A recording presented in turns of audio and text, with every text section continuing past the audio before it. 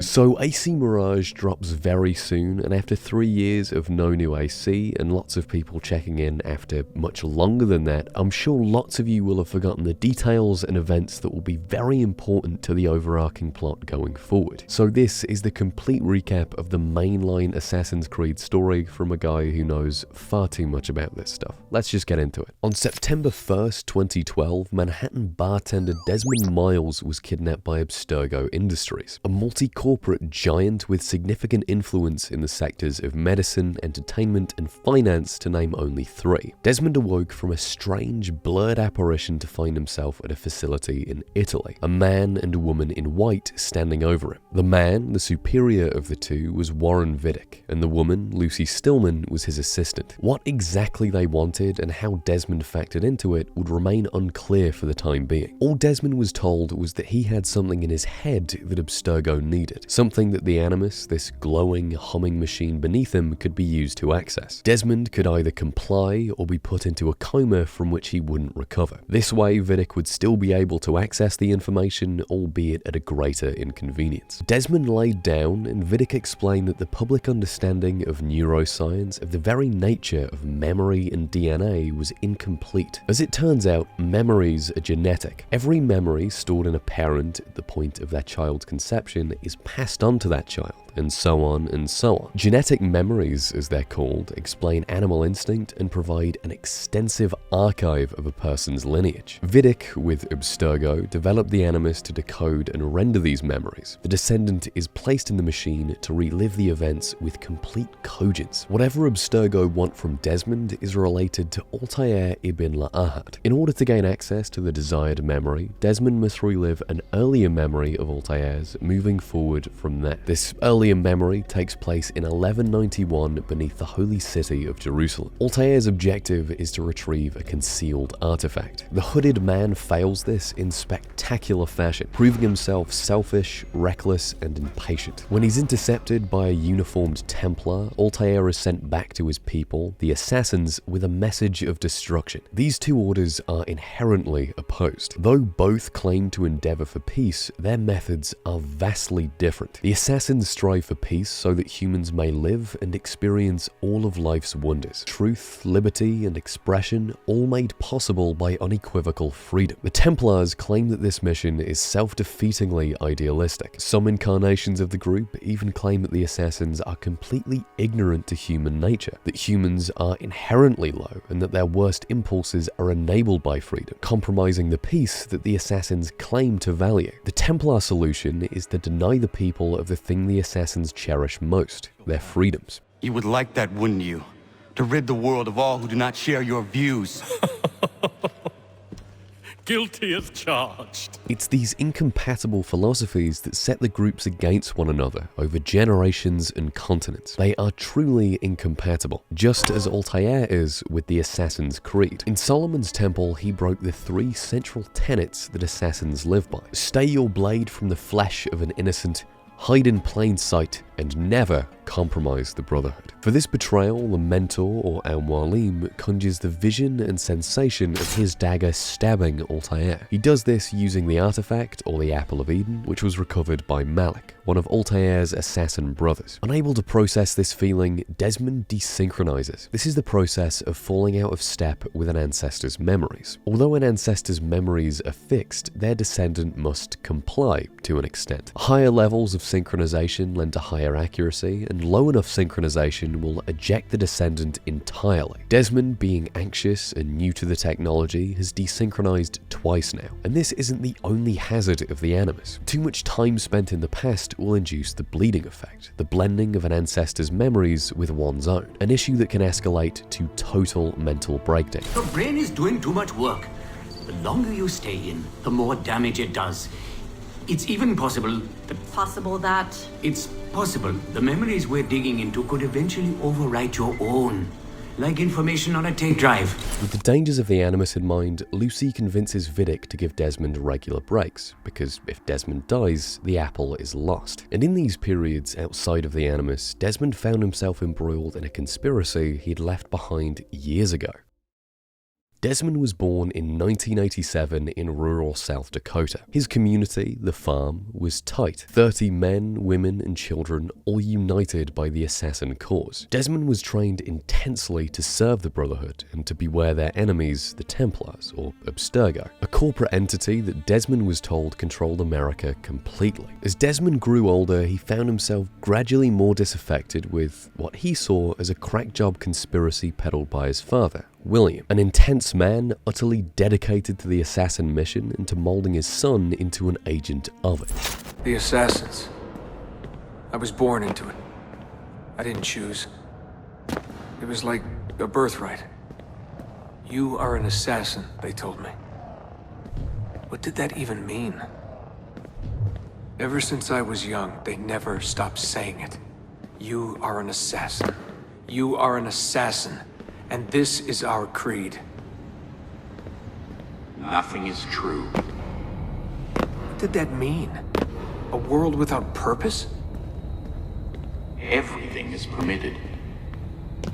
Everything is permitted? They're looking for us, and they will not stop until every one of us is dead.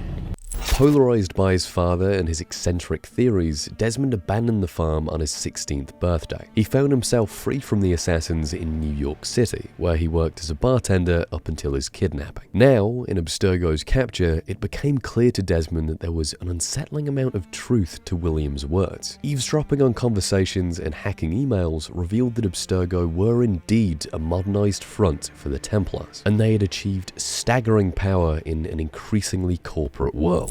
They're everywhere, Desmond. They have their hands in everything. Politics, war, finance, high-tech, agriculture. People are asleep, and while they dream, Abstergo builds a nightmare. These Templars. They run our lives, you know. They decide elections, they control various capital markets, and they inject us with little microchips to track our movements and read our thoughts. It's all very scary. This was it. The global conspiracy, Abstergo. Fingers in every pie. Governments, corporations, universities.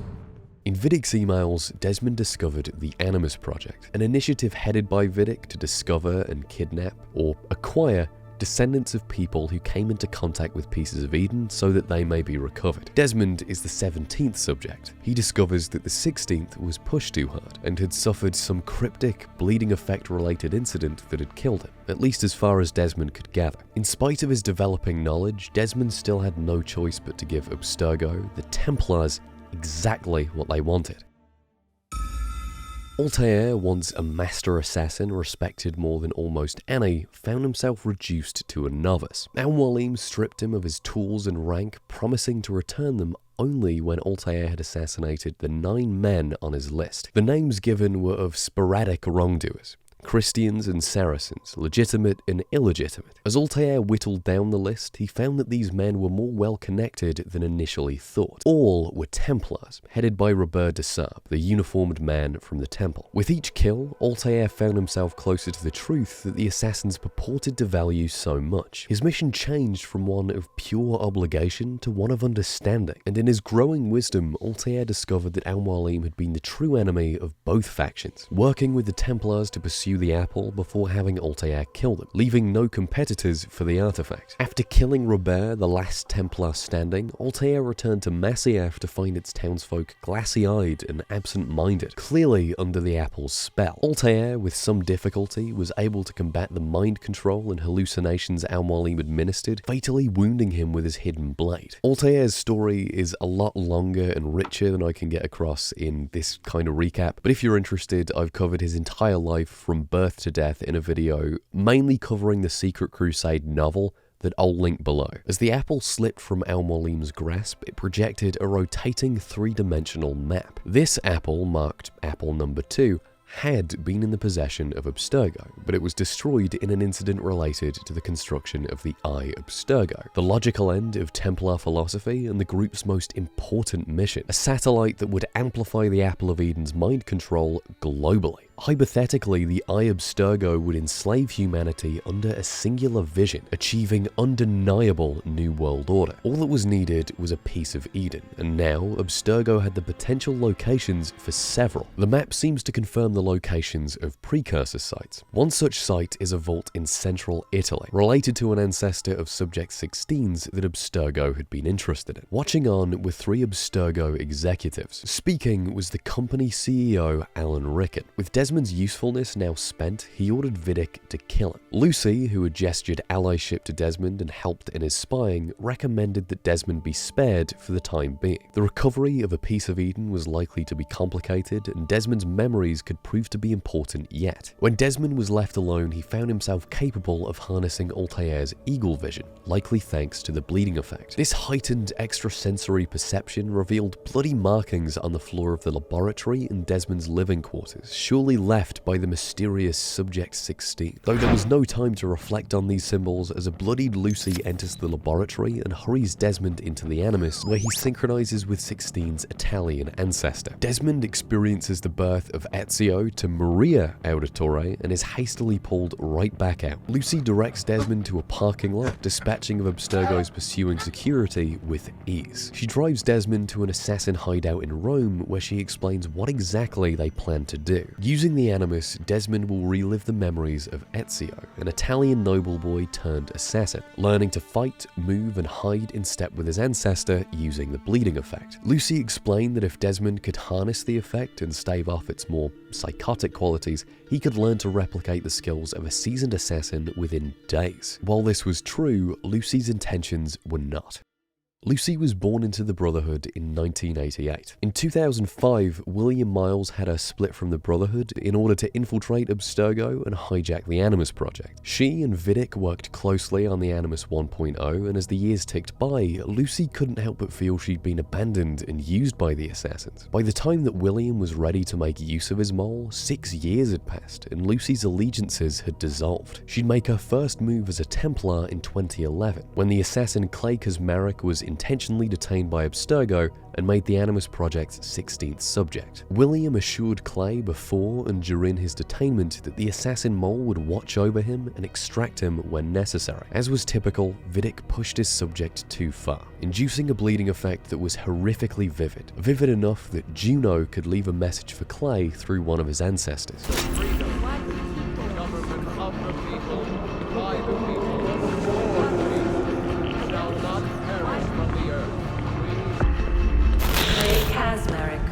I, who was once called Juno, have come to show you the way.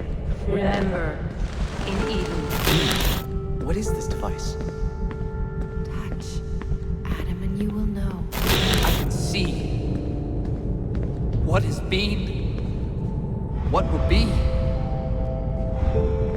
Then what you must do is clear. Help Desmond Miles. No. Not me. I refuse. Thousands of years this message waited. Soon its promise shall be fulfilled. Go forth, with eyes open to all but the truth. Understanding the complete truth, Clay spent weeks paving the way for Desmond. During the nights, he planted a construct of himself inside of the Animus, as well as the truth. 30 fragmented revelations that revealed the unbelievable scale of Templar power. Finally, he cut his wrists and painted a series of messages with his blood. Some symbols were cryptic indictments of the Templars, and others were the same glyphs that marked entry points for the truth. Clay bled out, and Abstergo sent for Subject 17. This is when Vidic broached Operation Siren. Lucy, this is where your background comes into play. If our experiments with Desmond and the Animus aren't going well, you will remove him from Abstergo. Take him somewhere he will feel comfortable divulging his secrets. Your assassins should do the trick. Since Desmond will be reading our emails, we will ensure that secret communications between you and the assassins go through unimpeded. Once you are embedded, I will come to pick up the Animus tapes. Make sure to look very upset. You need to be convincing.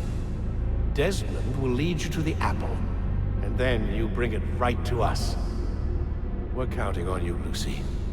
You have served the Templar Order well, and we never forget loyalty. Oh, yes. Once inside their hideout, perhaps you might ask the assassins why they left you alone for so many years. With Desmond more comfortable, he would more easily synchronize with his next ancestor, Ezio Auditore, a 17-year-old Florentine noble ignorant to any greater conflict than bridgetop brawls with his greatest rival, Vieri de Pezzi, an enemy who threatens the things that matter most to Ezio, his honor, his family's name. Their fathers are also embroiled in a rivalry. Giovanni Auditore, unbeknownst to his children, is an assassin, and Francesco is a Templar, though his family are ingrained in his business and integral to it, for it's their noble house that is set to rule Florence. Giovanni has discovered the seeds of the Pezzi conspiracy, a plot to have the Pezzis replace the Medicis as Florence's ruling family, giving the Templars control over this major city in all but appearance, a significant shift from the rule of Lorenzo de' Medici, a friend of Giovanni's who, by his assessment, is a kind, competent ruler. To kill the plot, Giovanni provides evidence of a murder committed by Francesco to Uberto Alberti, a close friend of his and Florence's Gonfalonieri, basically a very powerful prosecutor who can present the evidence to court and see that the right thing is done. But he doesn't do this because he is a Templar and co-conspirator. He has Giovanni imprisoned alongside Ezio's younger and elder brother, Petruccio and Federico respectively. When Ezio discovers this, he travels to the Palazzo della Signoria where his father is being held. Frustratingly, Giovanni doesn't have the time for detail. He urges Ezio only to go to his study and use his talent to open a hidden door. It's there that Ezio discovers his eagle vision and then his father's second life.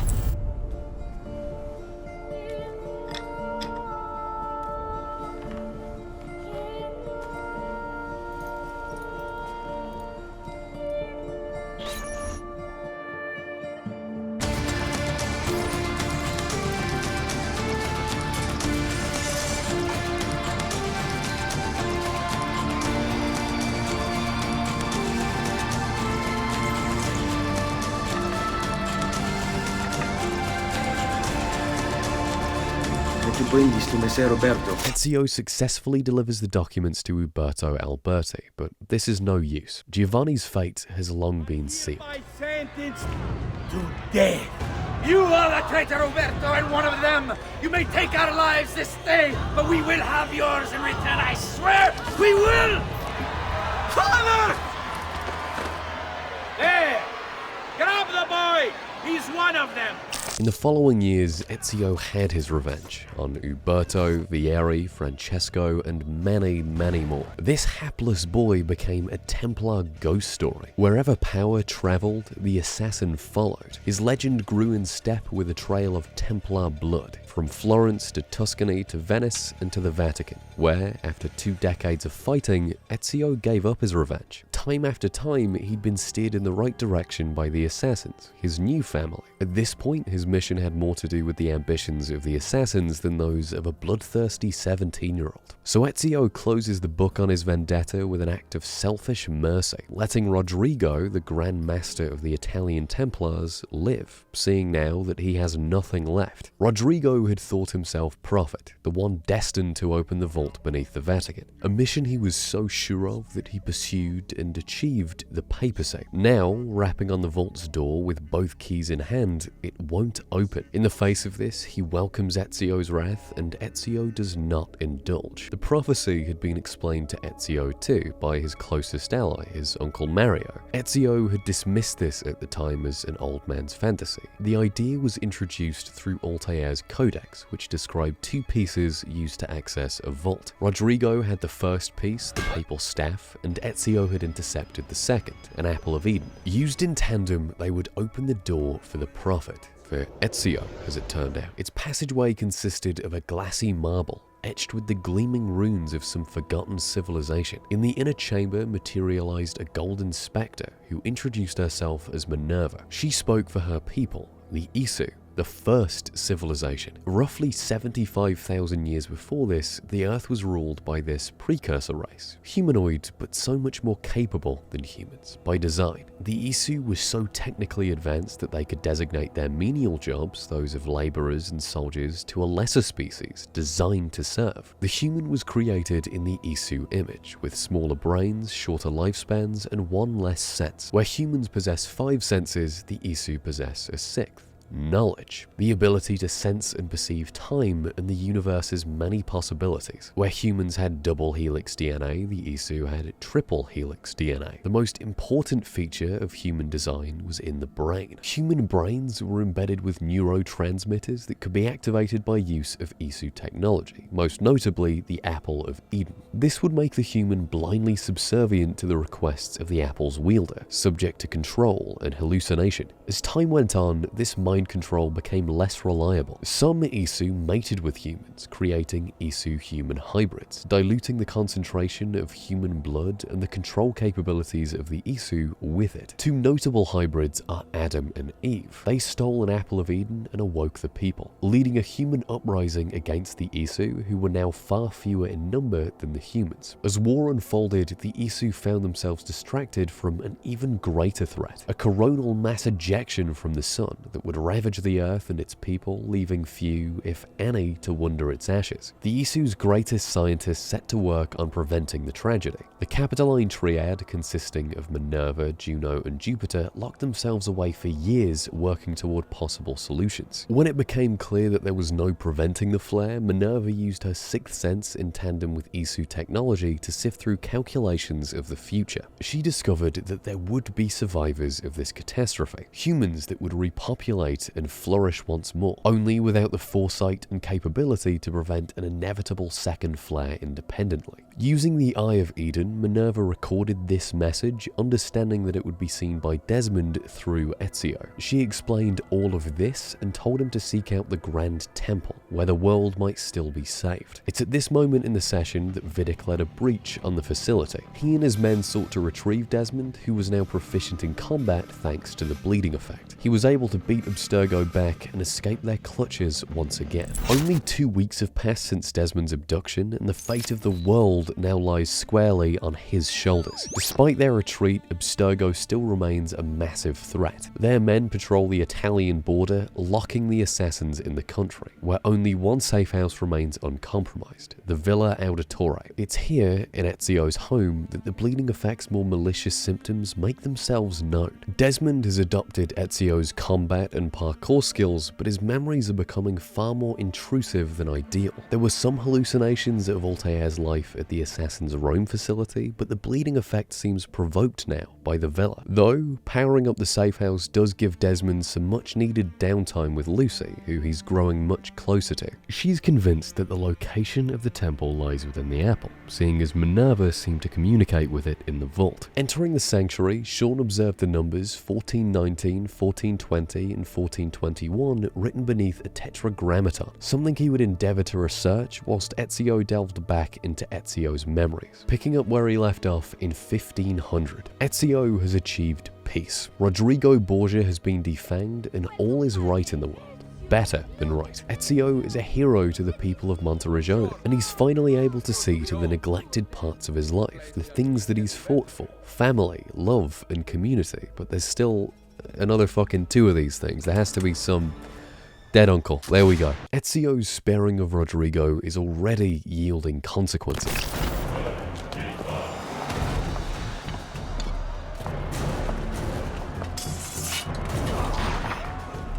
I know you're there, Ezio! The Pope told me about you and your little group of assassins. And this! This is Cesare Borgia, the Templar son of Rodrigo and Captain General of the Papal armies, a deeply troubled though skilled leader who has gained the respect of Niccolo Machiavelli, mentor of the assassins. His siege on Monteriggioni left the town in ruins, giving substance to his sinister reputation. Mario is dead, the apple is taken, Ezio is shot, and the assassins are divided. Ezio herds the townsfolk into a tunnel connecting the sanctuary and the town's exterior wall. The mission now lies in Rome, and this is Ezio's most demanding task yet. The city bleeds inside of Cesare's iron-bound grip, and Ezio can't hope to loosen it without the united support of the assassins and the Roman people. You are the leader of the assassins now. Unite them, Ezio Auditore, and take back Roma. Vittoria agli assassini!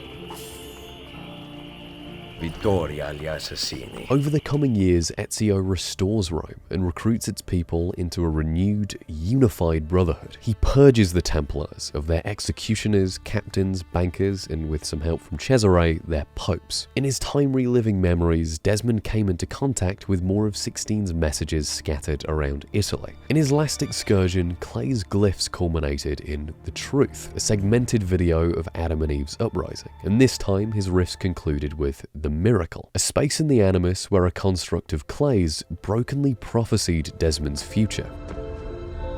Compiling subsystems, infrastructure, tendons, heart. Voice, check 16. Yes, yes, subject 17. You're dead. I saw your blood. No time. It is far later than you know. Too late to save them. Who? She is not who you think she is. Everything you hope to become, everything you hold dear, it's already gone. Explain. Please. In Eden, find Eve. The key, her DNA. Tell me. I cannot. The sun. Your son. Too weak. Must replenish energy. Don't go! I am with you till the end. Find me in the darkness. Ezio reclaims the apple and uses it to defeat Cesare. Having a higher concentration of Isu DNA, Ezio is able to harness the technology, to use it as a weapon and later to tap into its knowledge, albeit apprehensively. Now, understanding the apple's power, Ezio decides no man should be able to wield it. It communicates with Ezio one final time, telling him where to leave the apple, knowing that Desmond will retrieve it.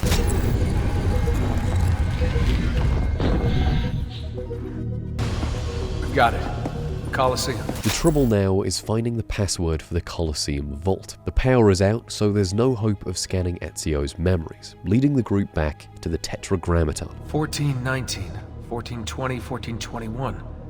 What if they aren't dates? 1419, 1420. Oh my god. What? God. Tell us already. I am. The Tetragrammaton, the 72 names of God. You see?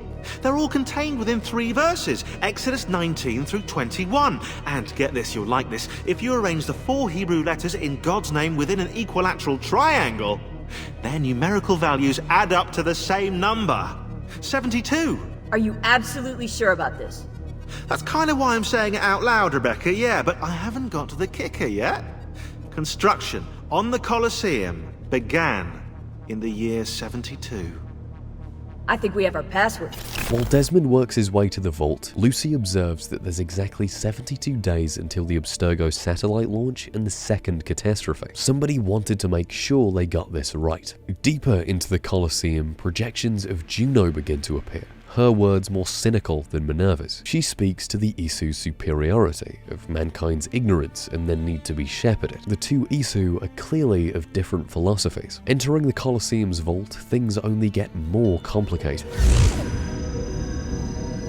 You sure you asked it the right thing?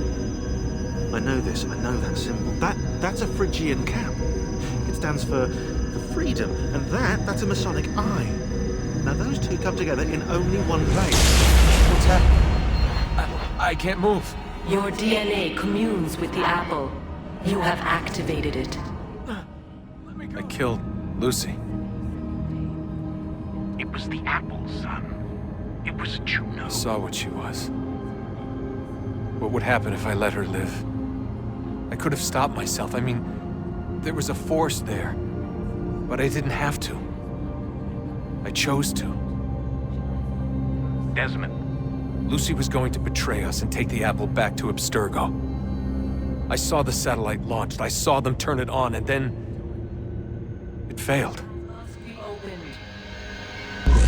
You cannot escape your part in this. The scales shall be balanced. Stop! Please! You know very little.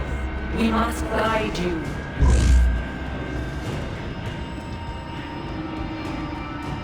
Cease your struggle.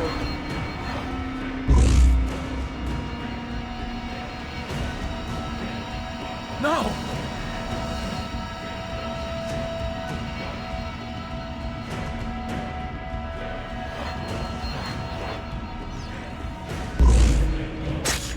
It is done. The way lies all before you. Only she remains to be found. Awaken the sixth. Go, alone!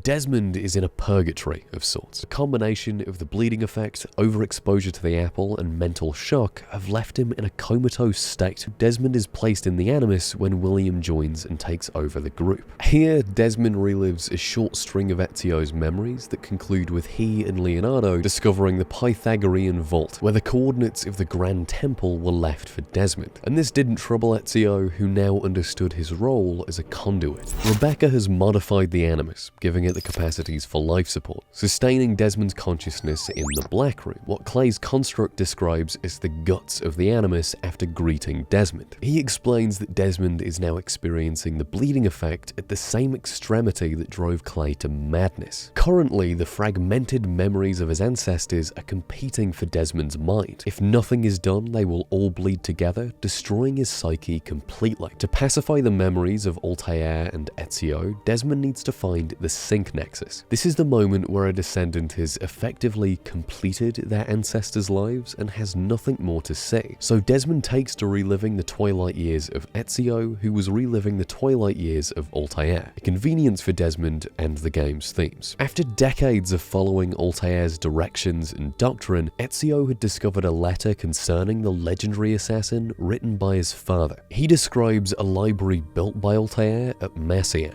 Whatever laid there would surely illuminate Ezio's life as an assassin. Discovering that the library's door was sealed and could only be opened with 6 keys, Ezio journeyed to Constantinople, where he'd mentor an entirely new, younger sect of assassins and battle again with Templars in the ruins of another fallen empire. More than anything, Ezio was tired of this. In the Masyaf keys, Altair had embedded memories of his, and perhaps the strongest consistency in the life of Ezio's assassin exemplar was great duty followed by greater loss. Altair had given his life to the assassins and deprived his family of the same thing. In Altair, Ezio saw the echoes of his past and his potential future. In Constantinople, he had met a Venetian bookshop owner, Sophia, a warm-hearted woman with many of the passions Ezio may have pursued in another life: literature, architecture, art. After nearly losing her in an increasingly futile war with the Templars, Ezio heeded Altair's example.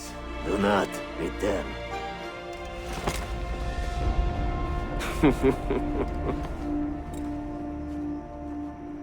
You did the right thing, Ezio. This is not your fight. But where does one end and the next begin? With that, Desmond had almost achieved his Sync Nexus, and the Animus began to wipe the contents of the Black Room, when Clay made one final sacrifice for Desmond. What are you doing? What is a man but the sum of his memories? We are the stories we live, the tales we tell ourselves. Don't do this. I'm saving you, idiot! Go! Go!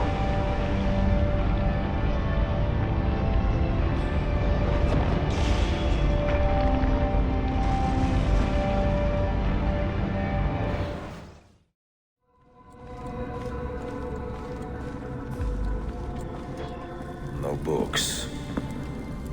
No wisdom. Just you, fratello mio.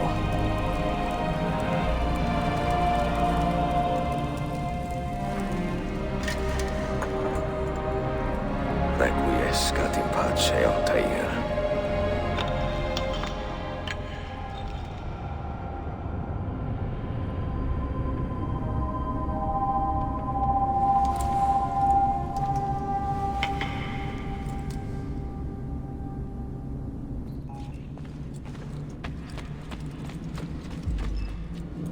Another artifact. No. You will stay here. I have seen enough for one life.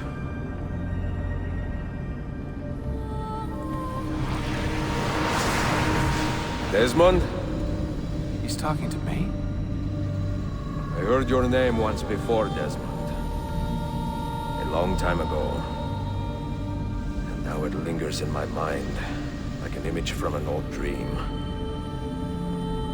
I do not know where you are, or by what means you can hear me. But I know you are listening.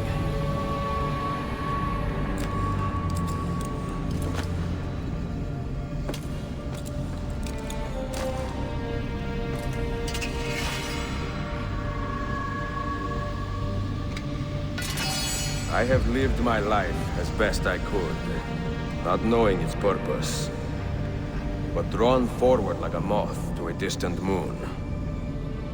And here at last, I discover a strange truth. That I am only a conduit for a message that eludes my understanding. Who are we, who have been so blessed to share our stories like this? To speak across centuries.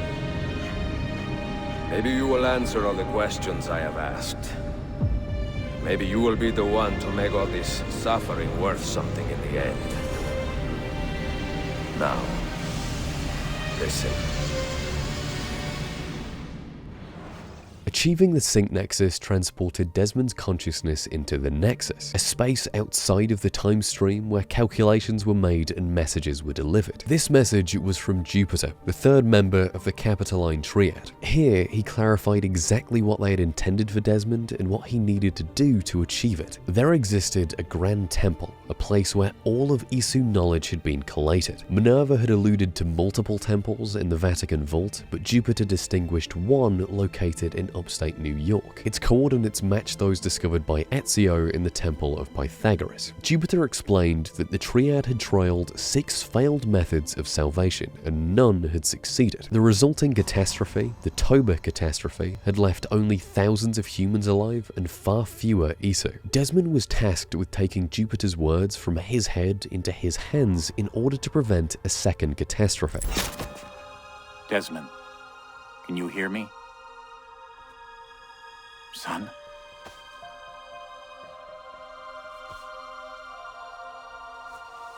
In a few short months, my life changed forever.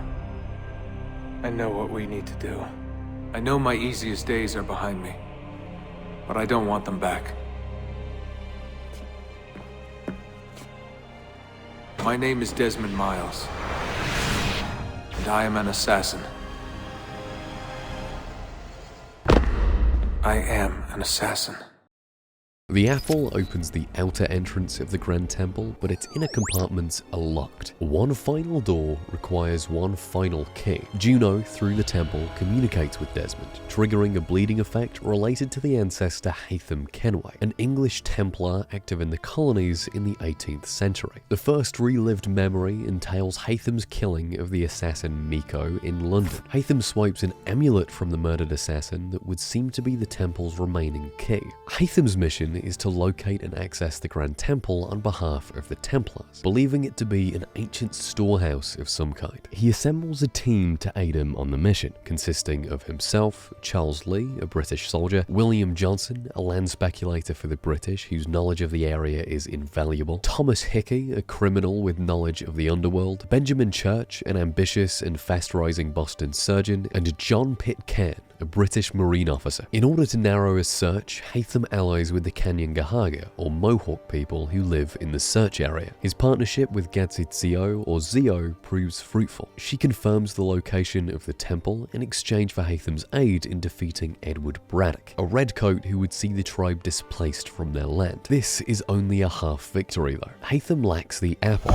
the key to the outer door, and so he cannot access the temple. Haytham, having grown close to Zio, initiates a brief relationship with her, conceiving a son, Radun Hagaden. Later better known as Connor. Outside of the Animus, Desmond is anxious and tired. He finds himself arguing with his father, who insists that no amount of complaining is more important than this mission. With no other choice, Desmond relives the memories of Connor, hoping that he will yield some answers. As a 4-year-old, Connor is accosted by Lee, Pitcairn, Johnson, and Hickey in the outskirts of his village. The three seek the location of his village, threatening and harming the boy, a moment that would anchor a young Connor's life to vengeance. But I am not unkind.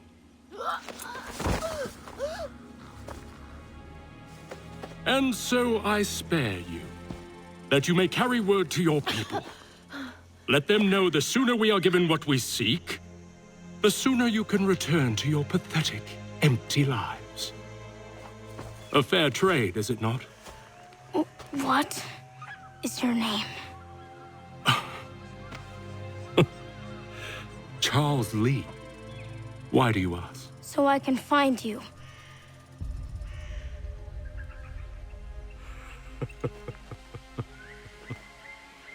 I look forward to it.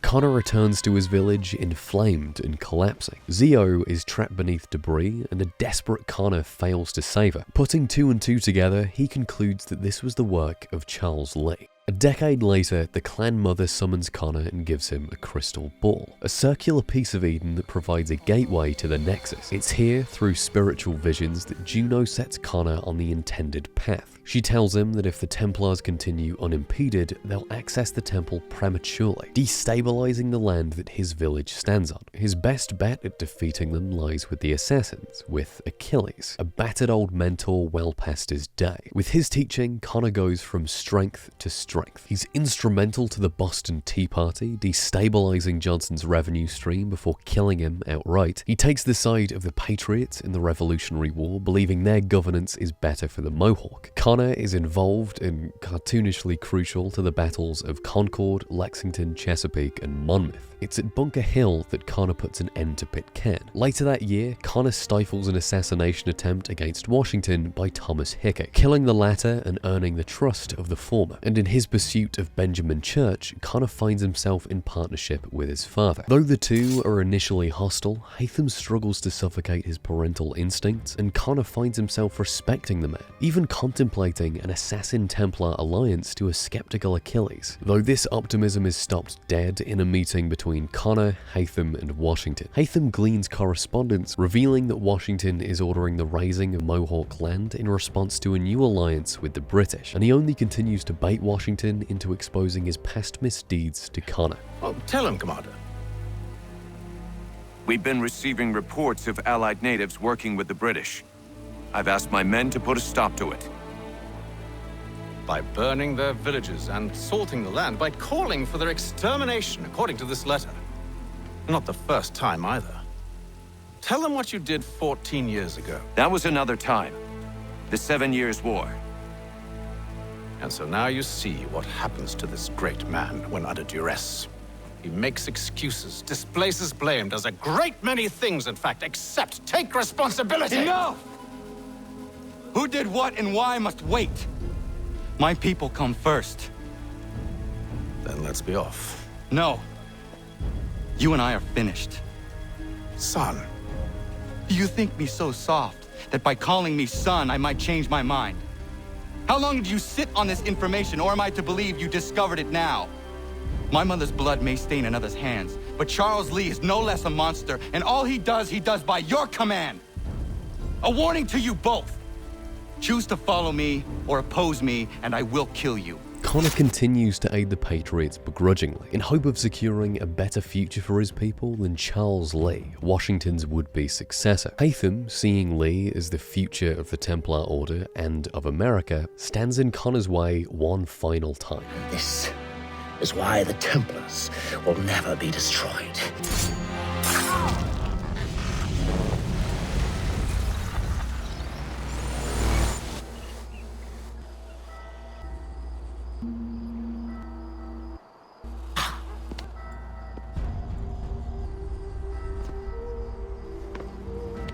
Don't think I have any intention of caressing your cheek and saying I was wrong.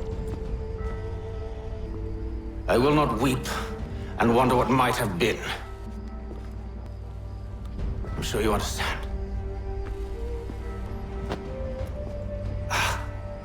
Still, I'm proud of you in a way.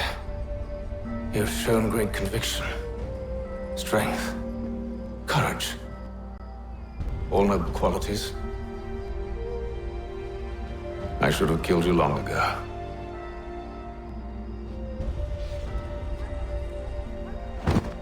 And so the road is paved for a bitter false victory. When Connor chases Lee to New Jersey, he fatally stabs him and retrieves the amulet. Hatham had entrusted it with Lee, expecting to die in his place. With his mission complete, Connor returns home to find his village destitute, the land sold off by America. While he's failed in this life, he's given the instructions to safeguard the next. Hide the amulet where none will find it.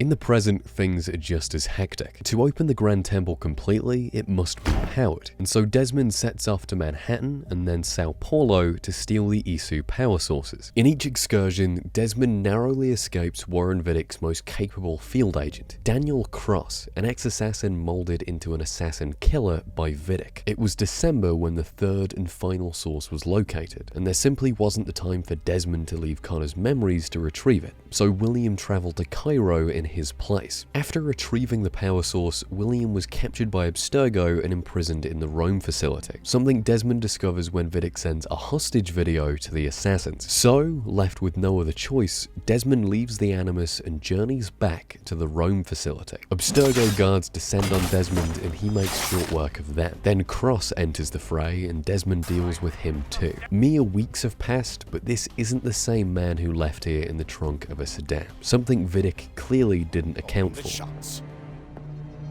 Now give me the apple. You want it? Fine. Here it is. Wait! No!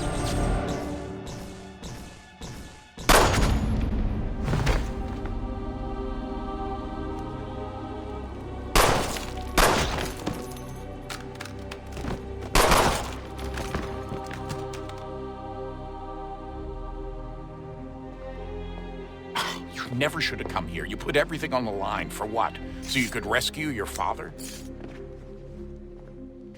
Yeah.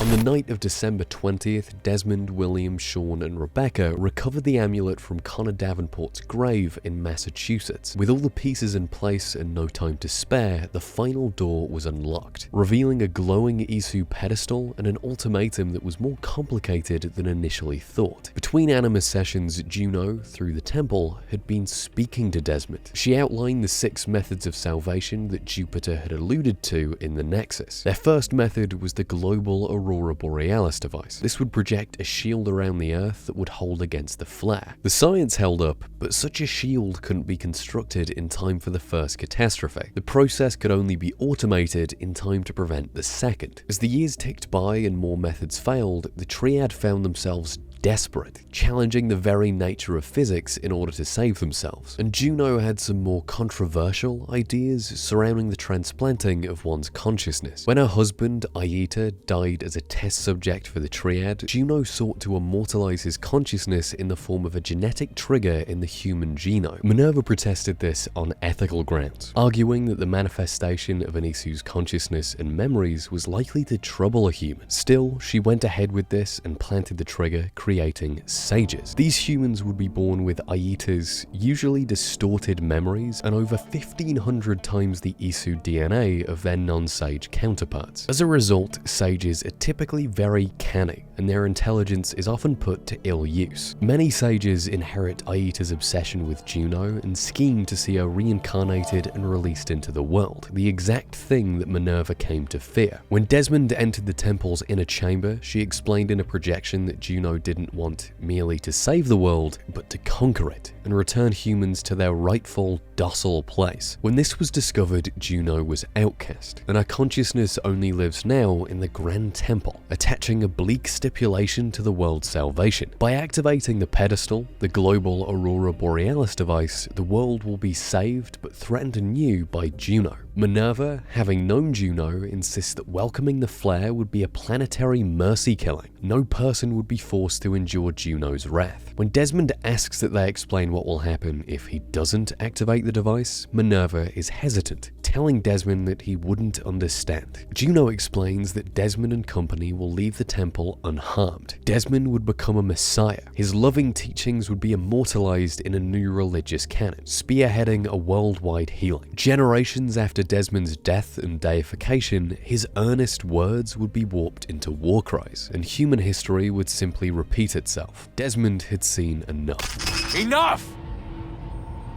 You must not do this. Whatever Juno's planning, however terrible it might seem today, we'll find a way to stop it. But the alternative, what you want, there's no hope there. If you free her, you'll be destroyed. It will happen in an instant. There will be no pain. You mustn't. It's done, Minerva. The decision's made. Then the consequences of this mistake are yours to live and die with. You need to go. All of you. Now. Get as far away from here as you can. Come with us. We'll find another way. There isn't time. Son. You know it's true. It's already started. I need to do this now. So go. Go!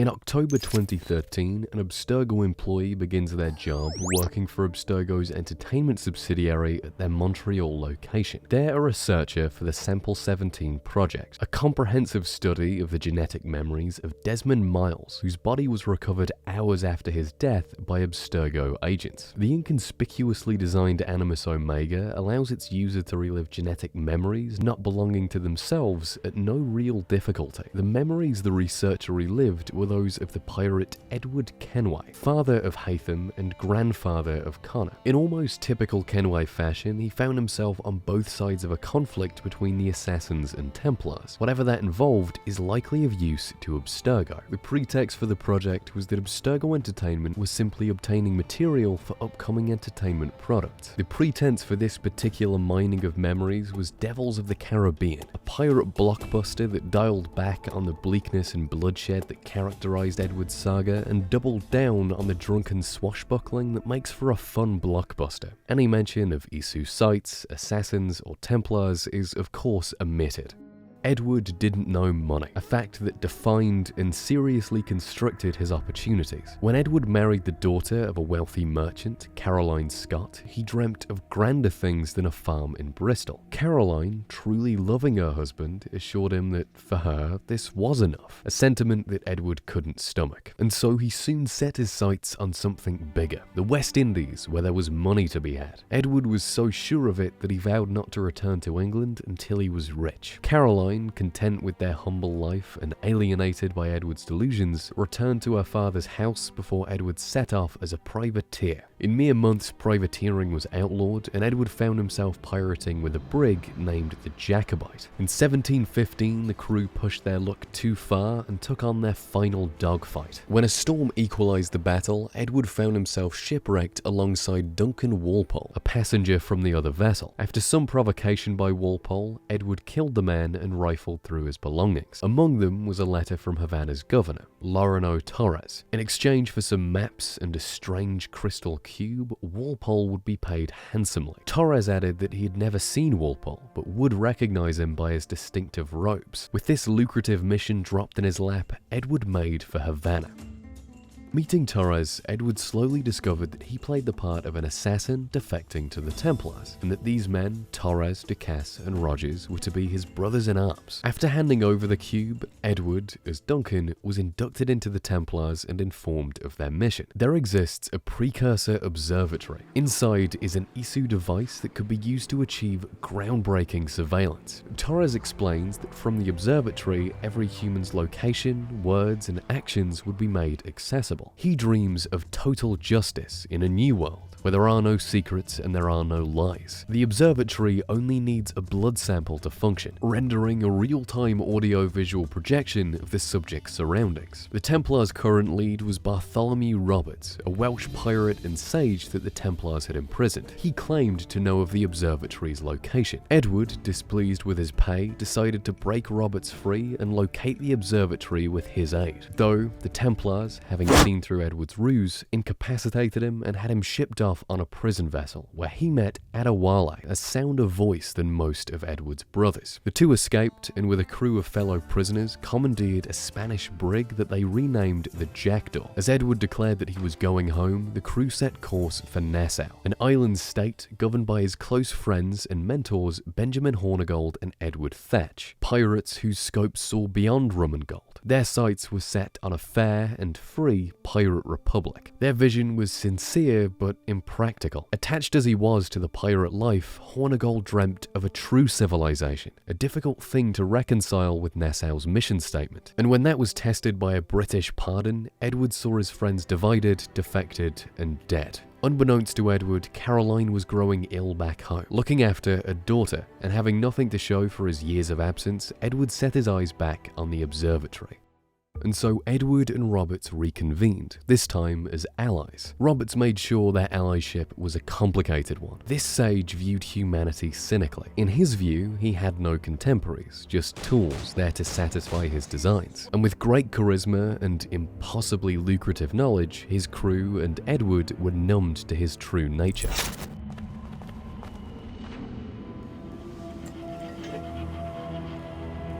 A precious tool, you see. Sorcery, that's what it is. Not so! Every mechanism that gives this device its light is a true and physical thing. Ancient, yes, but nothing supernatural or strange. We'll be masters of the ocean with that. Oh, such ambition.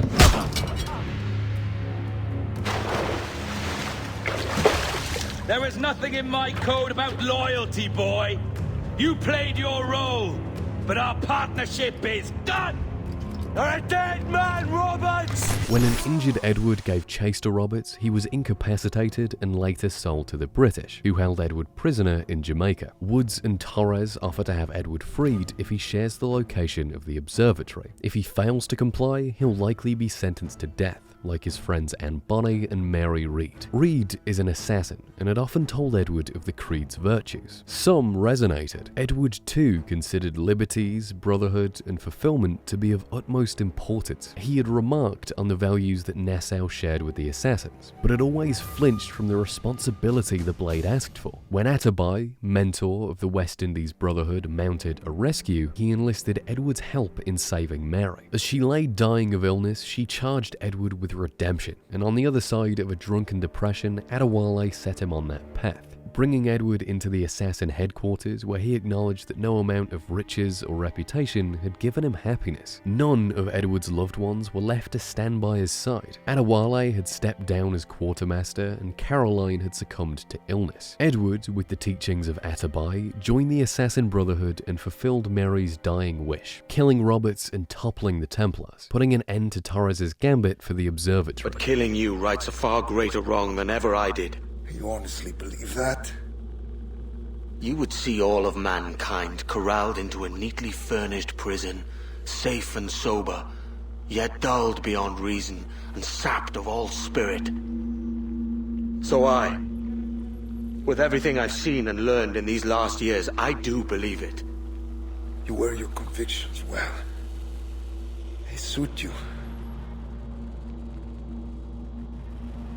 Now redeemed, Edward set course for London, where he'd continue in his assassin duties and raise his daughter Jennifer and later his son, Haytham. Sail ho! Coming into the cove!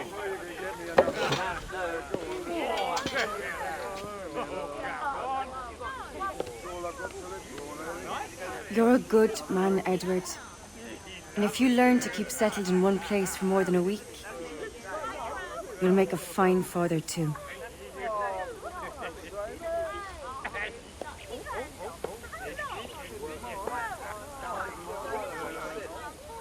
Of all the money that e'er I had, I spent it in good company, and all the harm that e'er I've done, alas, it was to none but me.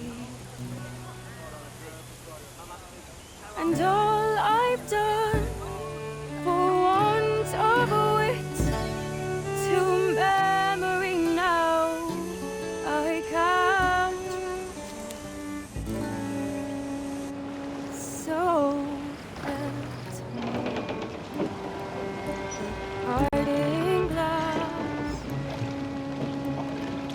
Good night and joy be with you all.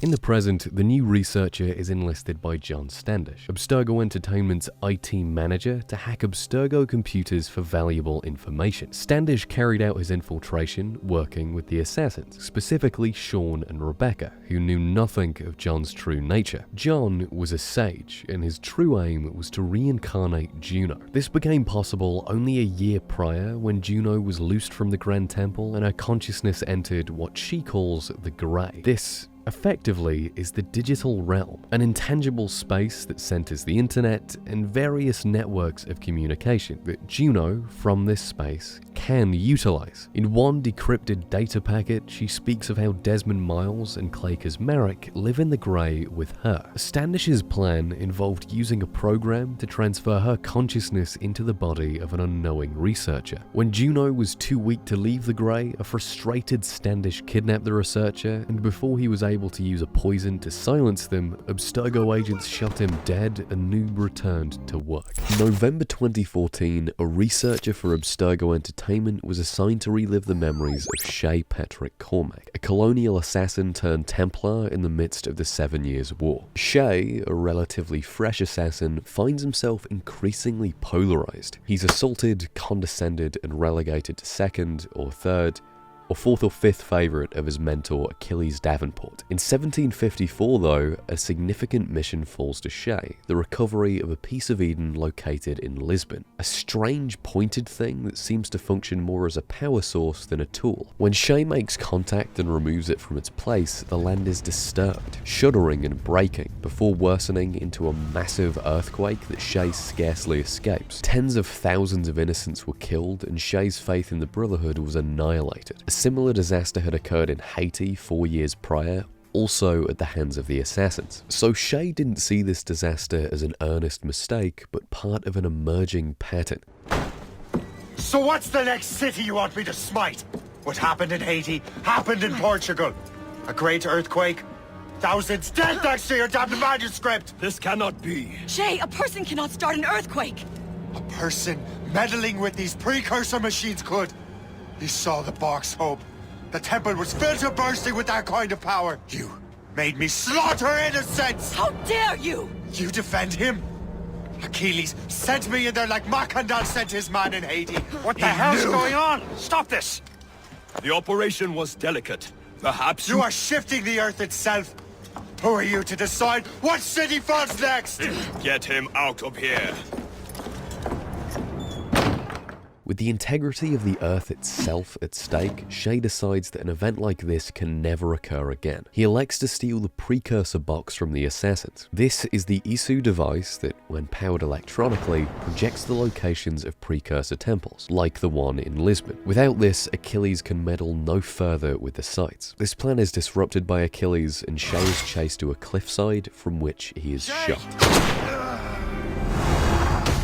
Shay awakes in New York City, 200 miles away. He was recovered and transported at the command of the Templar George Monroe, a lieutenant colonel for the British Army. Monroe took to showing Shay the value in what they did, repairing a local church from disarray, winning Shay over. He is a Templar now. When the assassins kill Monroe and recover the box, Shay pledges to call his former Brotherhood and extinguish the fire they hold in their hands. Haytham Kenway aids him on this quest, which culminates in the Arctic Temple, where Achilles and his remaining student, Liam O'Brien, find an identical Isu device to the one in Lisbon. Achilles recognizes that Shay had been right mere seconds before a fight commences between Liam and Shay, knocking the device from its pedestal and triggering yet another destabilizing disaster. Liam is killed by Shay, and Achilles is disarmed by Haytham some distance from the disturbance. Shay sees the value in sparing Achilles, a mentor with no followers who now sees the temple as they do. Spared, he may live to warn the other Brotherhoods. Haytham agrees with this and fires a round in Achilles' knee, ensuring that he'll no longer act as an active assassin.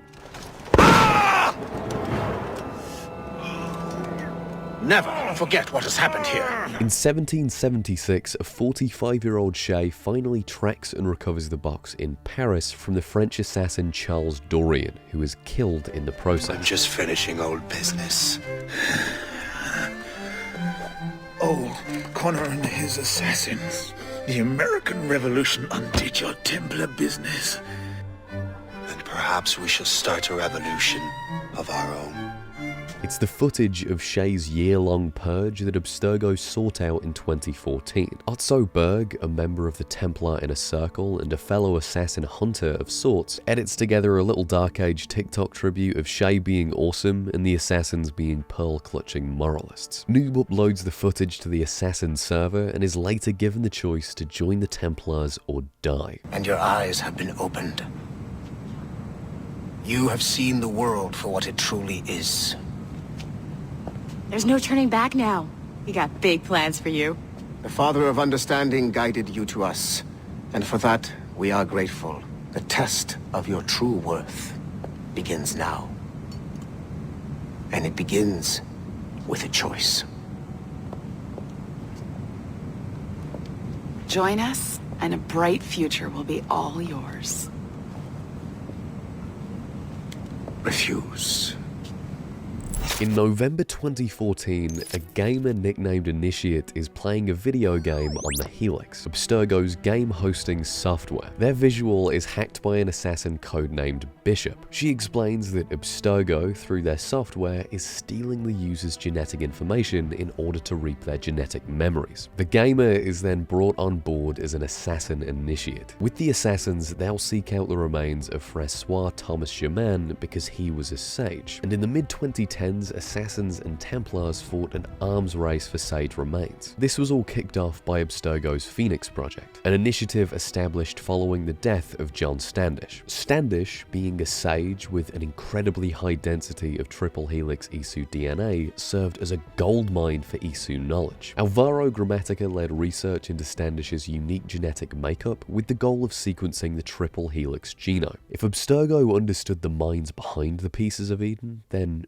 maybe they could create their own. A month before this, the assassins had leveled the playing field. They burned down the facility in Paris containing Standish's body and all related research. Still, the race was on and every Isu corpse had to be recovered. Initiate's target was Germain, a sage inducted as Grand Master of the French Templars in the midst of the French Revolution. He was killed by the assassin Arnaud Dorian, so following his memories was the best bet at discovering Germain's remains.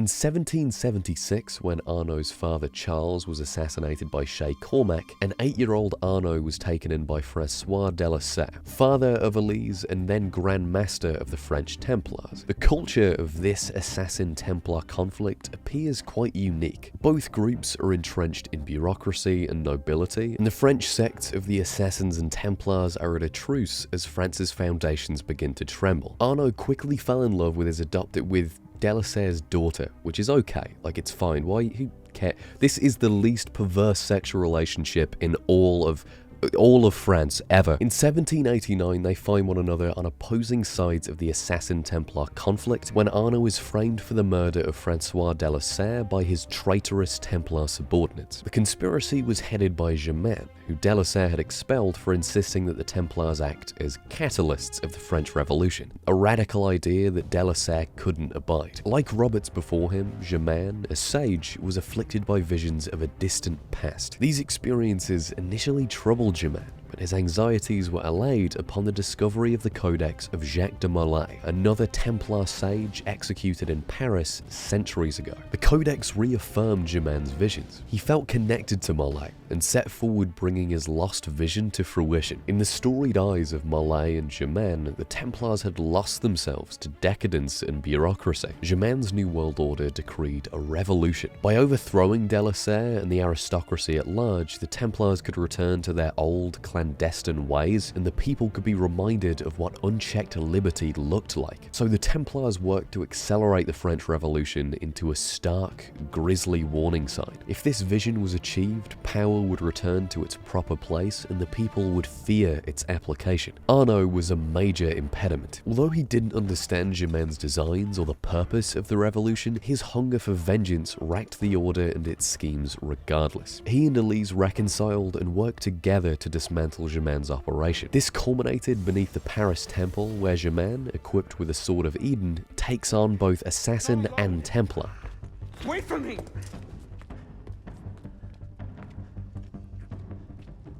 I'm sorry. Elise!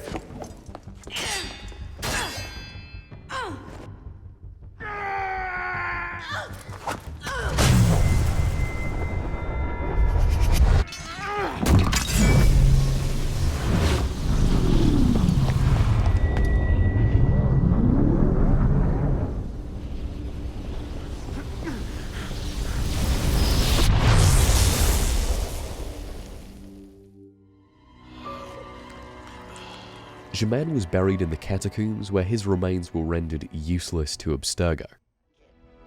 I don't think Abstergo will bother searching the catacombs for Germain's body. The bones are going to be too damaged, too decayed. We're in the clear at this stage.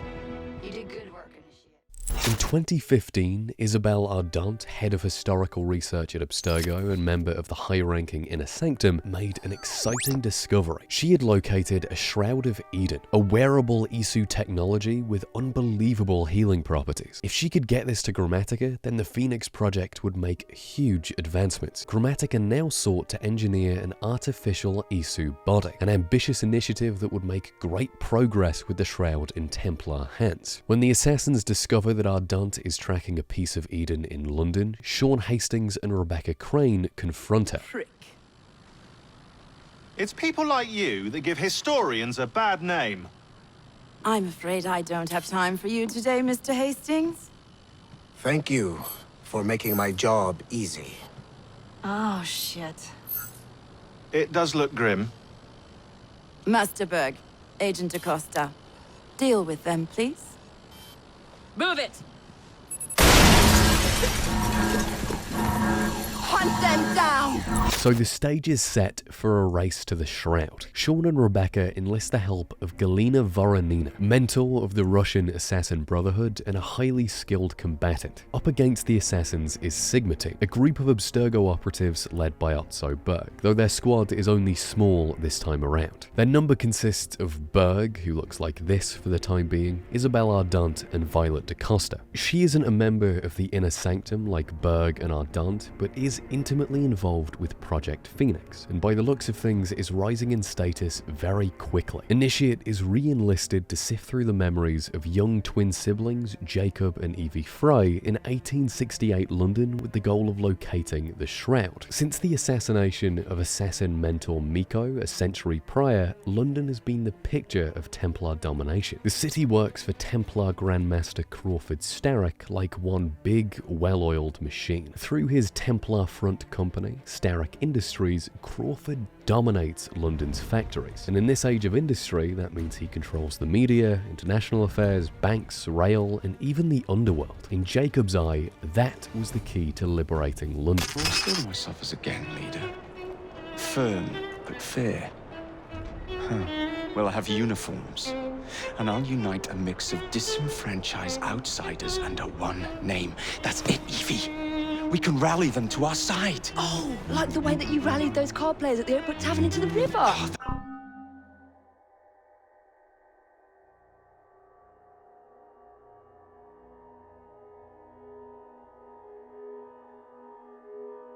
that was different. They beat me at whist. I can see it now. We'll call ourselves the Rooks.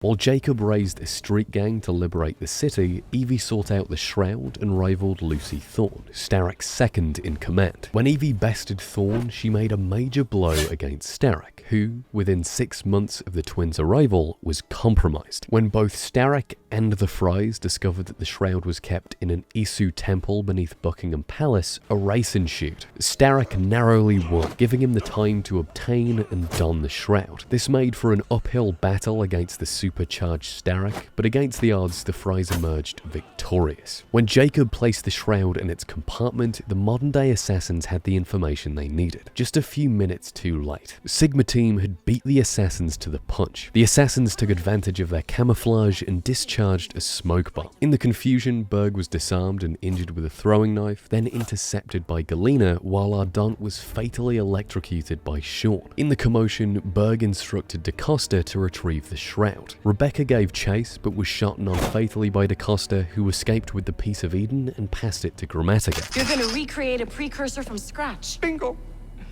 The Phoenix Project timetable just got accelerated big time. I'm going to call Alan Rick and deliver the good news.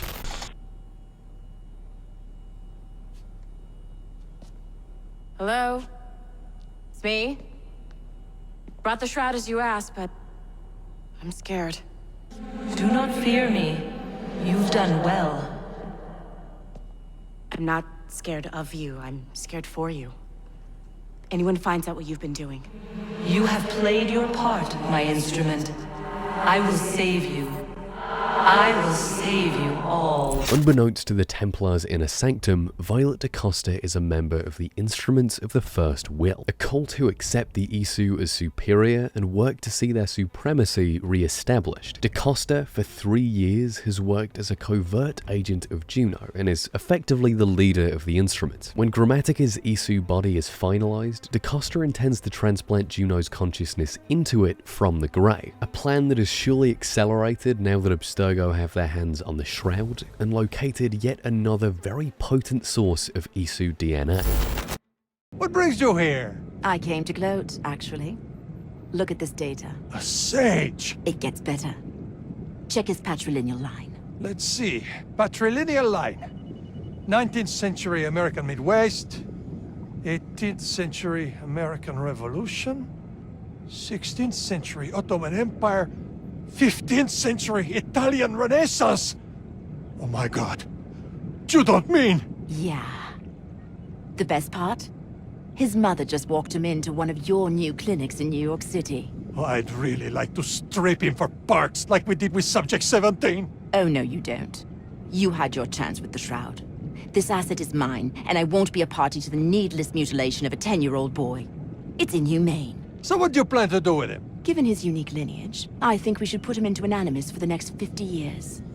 Think of the data we could extract. That's terribly old-fashioned. In any case, we should send Sigma Team to recover him. No. I'm going to keep an eye on him for now. We'll collect him when the time is right. Elijah Miles was unknowingly conceived by Desmond in a one-night stand. With Ardant dead, he's safe from Abstergo for the time being. But with Juno on the rise, it's only a matter of time before Elijah's safety is threatened. In 2017, Layla Hassan, as part of Abstergo's historical tactical team, was sent to Egypt to locate some undisclosed objective in the Katara Depression. To her colleague and close friend Deanna Geary's protestations, Layla opts against giving progress updates to Abstergo. Layla's contributions had been repeatedly undercredited, and this was a chance to distinguish herself. In the cave Abstergo had directed her to, Layla discovered the mummies of Bayek of Siwa and Aya of Alexandria. Layla decided to relive their memories, certain that whatever discoveries they had to offer would guarantee her place on the Animus project. It's thanks to the portable Animus HR-8 that Layla can relive these memories. This model, like the Omega, doesn't necessitate genetic memory and can render the memories of anybody, so long as the user has a DNA sample of the desired individual. This allows Layla to delve into Bayek's most troubling years. I am Magi to no Pharaoh. You see this? I can read my own name, Nat!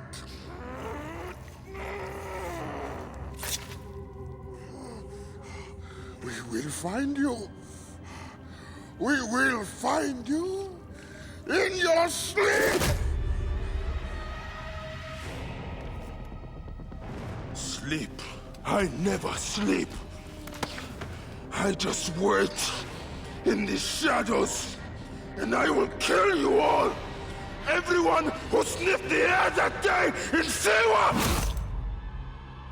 Bayek was a Magi. This meant that he served as a protector of the region, in his case the Siwa Oasis, a quiet place in the northwest of Egypt, well away from the action. Bayek lived a modest, contented life with his childhood love Aya and their 7-year-old son Hemu. Unbeknownst to Bayek, their village sits atop an Isu vault that, when met with an apple and Staff of Eden, will unlock and project a 3-dimensional map of other Isu sites. This information makes the vault invaluable to the Order of the Ancients, a precursor group to the Templars and possibly the instruments of the First Will. In 2020, Sean Hastings ponders if the instruments are simply a revival of the Order, or even a continuation. He considers this because the Ancients are also defined by a worship of the ones who came before, and they also resemble the Templars, their future incarnation, in their attitudes towards peace and its preservation. A nation needs firm shepherding, and we're the people to do it. In action, this means a firm grasp on politics, religion, and military. For as noble as their values are rhetorically, this iteration of the group seems to care little for peace or composure. When teaching Hemu how to hunt,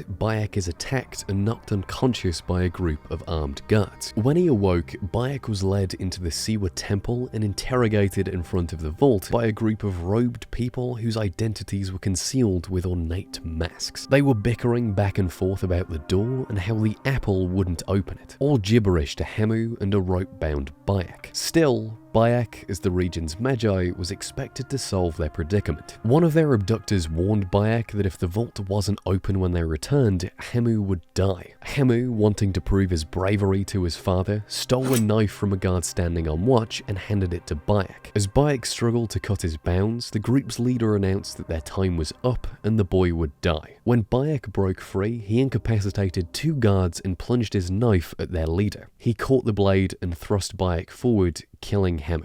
Using what little information they had, Bayek and Aya spent the next year hunting down those who had wronged them, attracting the attention of some unlikely allies. Apollodorus, a friend of Aya's, connects the two with Cleopatra. 3 years ago, in succession of her father, Cleopatra had been named co-ruler of Egypt alongside her brother Ptolemy XIII. Ptolemy was a perfect stooge for the order. Young, blind, and easily plied with material things and appeals to ego. Controlling Cleopatra, on the other hand, proved difficult. Ruthlessness, vigor, and her own manipulative tendencies made Cleopatra a shoddy puppet. For this, the Order had Ptolemy exile his sister. Now, seeking to reclaim her throne and sensing a common interest, Cleopatra initiates an alliance with Bayek and Aya. With Cleopatra's information and contacts, the Order is gutted, leaving only its uppermost members alive by the time that Abstergo orders Sigma Team to kill Layla. Deanna and the deployed squad of Sigma Team are killed, marking a stark point of no return for both sides, making an opening for William Miles.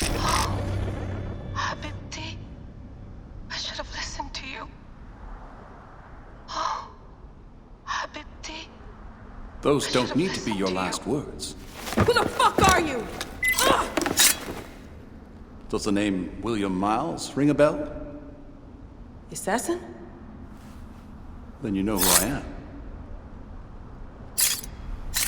We, the assassins, have been watching you. Don't assume I'm going anywhere with you. Well, let's look at your options. You can come with me, or you can stay here and do the dance of death again and again until you make a mistake. They only need you to make one. There's no going back to your old life, Layla. I never planned to. But you'd finally be able to work on the Animus project. Our version of it. And with us, you'd always have the freedom to do things your way. Fine. Let's do this. That doesn't mean I'm on your side. Good enough. An opportune proposition on William's part, as Layla's information is of utmost importance. Through Bayek, Layla witnesses various Isu messages recorded for her in the weeks following the Toba catastrophe. Undisclosed Isu messengers speak of how humans are fatally restricted, and how, to the more refined Isu, time is perceptible. Every second is a syllable that makes up one extended, readable verse. Unlike humans, the Isu can heed the warnings of this language, or code as it's referred to. Layla is repeatedly told to break the code, break the node. It's explained that the code is the language of time, and the node is a fixed point in it. One messenger elaborates on how Desmond defied and delayed a node when he subverted the second catastrophe. The world had to end. The node insisted upon it, and already time is trying to correct course. It would seem that Layla is instrumental in preventing that from happening. If she can break the code and perceive time in a way that the Isu didn't, she can break the node that decrees an inevitable world-ending disaster.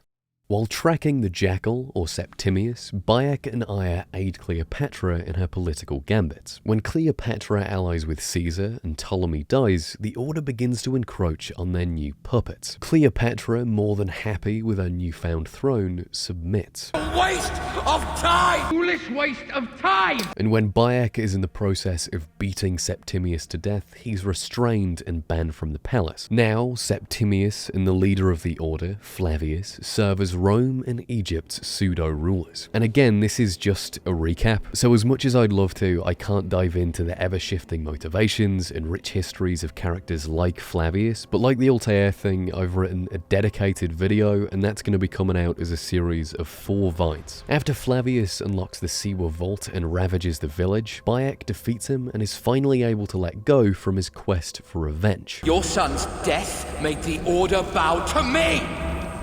Caesar, even. Aya travels to Rome and takes on Septimius before inciting the stabbing of Caesar. And with all of their enemies defeated, Bayek and Aya establish the Hidden Ones, a group postdating a number of politically motivated killers later thought to be assassins and predating the assassin Brotherhood that the group would eventually evolve into.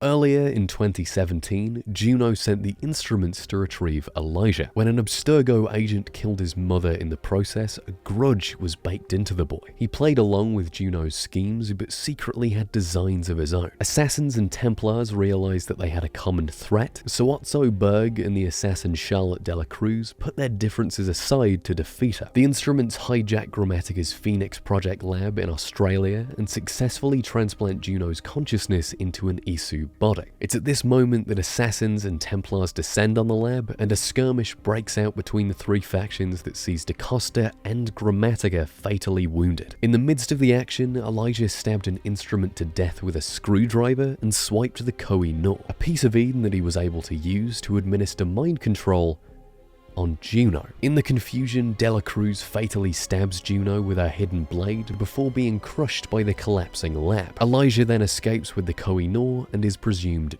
dead. I know, I'd fly into a really cool nerd rage about it, but I'm trying to make this one dignified. By October 2018, Layla is an assassin. When she locates the Spear of Leonidas, she decides to process the DNA on its hilt to relive the memories related to this storied piece of Eden. When Victoria Bobo, Layla's assistant, processes the DNA, she finds two samples, those of Cassandra and Alexios. Although the past is concretely set, Layla's animus has the capacity to simulate sometimes wildly different possibilities. Although the memories she's about to simulate belong to Cassandra, the HR 8.5 can simulate entirely different outcomes from an entirely different perspective. Canonically, Layla simulates Cassandra's memories, but my one recorded playthrough was done with Alexios, so I'm going to ask you to squint for this bit.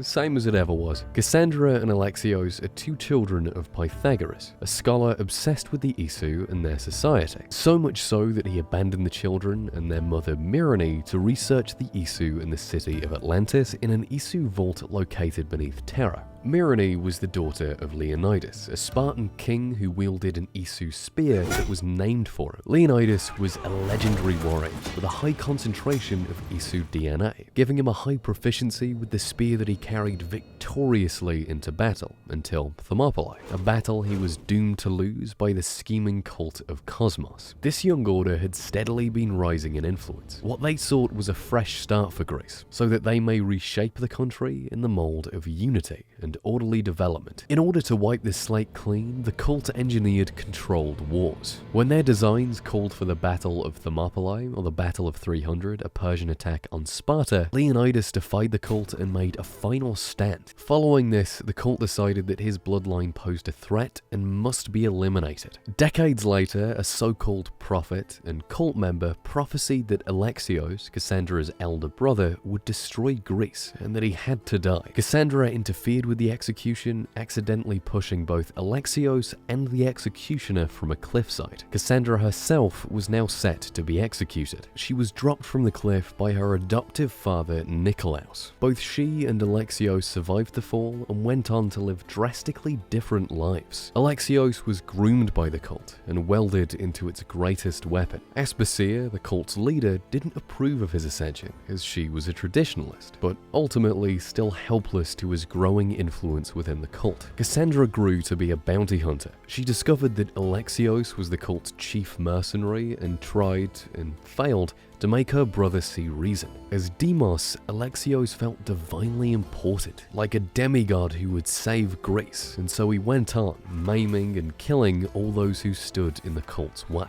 In his way. As time went on, the ambitions of the cult became synonymous with the ambitions of a bloodthirsty Demos, who steered the cult in the direction of never-ending war. So, a spurned Aspasia set out to burn the cult, aiding Cassandra in her mission to do the same, leaking information about her allies to an unknowing agent. As the cult crumbled, Cassandra pleaded with her brother once more, to no avail. When Alexios threatened Mirage, Cassandra was left with no choice but to kill her brother. Cassandra's next mission extended millennia into the future. Pythagoras had been charged by the Isu Aletheia to pass the Staff of Hermes onto his daughter, because she, using its primary functions of healing and endurance, would live on to pass it to Layla Hassan, the heir of memories. Cassandra fulfilled her duty. After some guiding by Aletheia, she met Layla in 2018, leaving her with a message that the ideas of assassins and Templars are extreme and will doom the Earth, and additionally that the pieces of Eden are too dangerous in the hands of man, asking Layla to destroy the staff when she no longer had use for it. When Cassandra handed over the staff, she died, leaving Layla alone with Aletheia, whose consciousness was housed inside of this mentally taxing tool. In the coming months, Layla became increasingly neurotic. A staff in hand, she killed Victoria for suggesting she take a break, and when Otso Berg and Sigma Team organized to reclaim the staff, Layla defeated Berg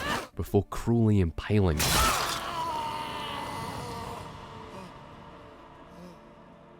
A year on, Layla is racked with guilt, wary of the staff and all it could still do to her mind. It's kept close but contained, and as an additional precaution, Layla now uses mood-stabilizing technology. In 2020, strange events are converging. The Earth's magnetic field has increased in strength by a factor of 50,000 since 2012, and now a global aurora borealis encloses a tremulous Earth. As the Earth's magnetic field continues to grow more unstable, the assassins get a hold of a radio broadcast charging them with a strange mission. I lived, I died, and now I sleep. And in my sleep I dream. I see an end to the doom that will grip the Earth once again. Find the wolf-kissed. Find the mad. Find me. And save us all from another death. The broadcast leads Sean and Rebecca to Maine, where they locate a grave belonging to a Norwegian Viking, and so Layla endeavors to relive the memories of the wolf-kissed, hoping that she has the answer to restore the strength of the Earth's magnetosphere. In 872, Eivor, an orphaned Norse Viking of the Raven clan, is troubled by disturbing visions of a black wolf and a cloaked man. Preceding the return of her brother, Sigurd, Eivor's visions take on a more palpable shape. Valka, the clan's seer, now believes that Eivor is bound by fate to betray Sigurd. Odin fought against his fate. It can be done. For as troubling as these visions are, Eivor is elated to see her adoptive brother return home to Rigafolke. He's been away for 2 years in search of riches and secrets to the east. One discovery is that of the Constantinople Hidden Ones. Sigurd's 2 passengers are Basim and Hytham, mentor and student respectively. Sigurd and Basim's friendship was an unlikely one. Basim took an interest in Sigurd's distinctive scar, and ever since the two have been very close. So close that when Sigurd leads the Raven clan to England, Basim and Hytham follow the clan's magnetic leader all the way to central Mercia, where the clan make a permanent settlement. As Sigurd's most trusted ally, Eivor is sent on a years-long mission to secure allies in neighbouring regions, in a long-spanning quest to bring glory to the Raven clan. As she does this, her visions continue, and the cloaked man takes a clearer form, that of Odin, a Norse god considered the Allfather. He attempts to influence Eivor and to persuade her away from her honor-born pledges in favour of a more independent, often malicious goal of a personal glory bigger than the Raven clan. With the help of an elixir, Eivor interrogates her visions, now taking on the perspective of Odin, or Havi, Asgard's ruler, a proud man who finds himself butting heads with other Norse gods such as Loki, Tyr, Thor, and Freya. In between these hallucinations, Layla uncovers animus anomalies, packets of information scattered around England, not unlike Subject 16's truth. These messages were left in the months leading up to the Toba catastrophe by Alethea and Loki? As Layla continues to uncover the visions and the anomalies, it becomes clear that these aren't 2 distinct narratives, but dueling accounts of one. The visions that Eivor experiences as Odin are ancient Isu memories, transplanted onto narrative arcs, figures, and tropes that are coherent to Eivor, a translation that is incredibly clean because Norse mythology was born of these real events. Just as the stories of Juno and Minerva were retold and reinterpreted before the 2 were deified and entered into a false pantheon, the same happened to Loki and Havi, whose behaviours are generally consistent with their mythologized counterparts. Both ancient visions and animus anomalies tell the tale of Fenrir, the son of Loki, an Aesir like Odin, and Alethea, a Jotun. These groups translate to opposed Isu factions, and because Fenrir is a product of a Jotun and Aesir, his very existence is considered illegitimate, a stigma that even extends to his parents within their respective societies. When Ragnarok was foretold in the Isu calculations, it was predicted that Fenrir would be responsible for Odin's death. So, Odin, to the resistance of Loki and really nobody else, did all he could to keep the boy at bay. After multiple failed attempts, he imprisoned Fenrir for life, poisoning Loki against Odin for tens of thousands of years. For Ragnarok wouldn't be the end of these Isu. Odin hijacked Juno's forbidden sage technology as he sought to preserve the consciousnesses of himself and his closest Asgardian peers. Their memories and personalities would re-emerge in humans long after the first catastrophe. Unlike the Aita sages, the genetic triggers belonging to these Isu would engage only once in a calculated play space and time.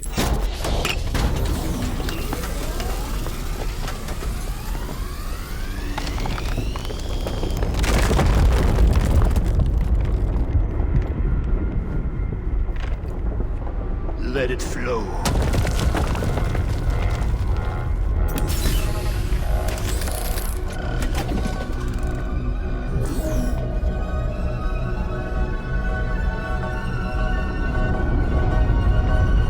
From the life tree we go. To the life tree we shall one day return.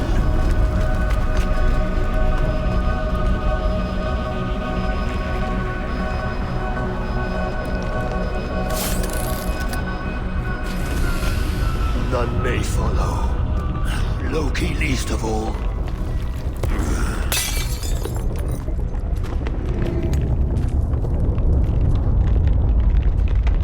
It is done. Now, to face our end.